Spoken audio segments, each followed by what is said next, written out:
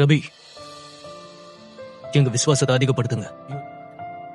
கடுகு விதை அளவு விசுவாசம் உங்களுக்கு உண்டாயிருந்தால் நீங்க இந்த காட்டத்தை மரத்தை நோக்கி நீ வேரோடு பிடுங்கி கடல்ல நடப்படுவாய்ன்னு சொல்ல அது உங்களுக்கு கீழ்ப்படியும்.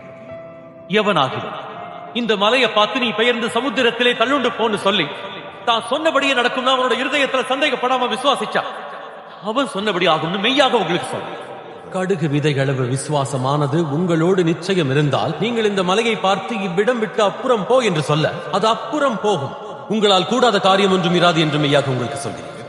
நீங்க ஜெபம் பண்ணும்போது எதை கேட்கிறீங்களோ பெற்றுக்கொண்டீங்கன்னு விசுவாசிங்க, அப்போ அதை பெற்றுக்கொள்வீங்க. யார் மீது விசுவாசம் வைக்கிறீங்கிறது பொறுத்தது. ஆண்டவர் மேல விசுவாசத்தை வச்சு அவருடைய வாக்கு தத்தங்கள் மேல நம்பிக்கை வச்சு உங்களுடைய சொந்த விருப்பத்திற்கு பதிலாக உங்க வாழ்க்கைக்காக அவருடைய விருப்பத்தை தேர்ந்தெடுத்தா விசுவாசமானது கொஞ்சம் இருந்தா கூட போதும்.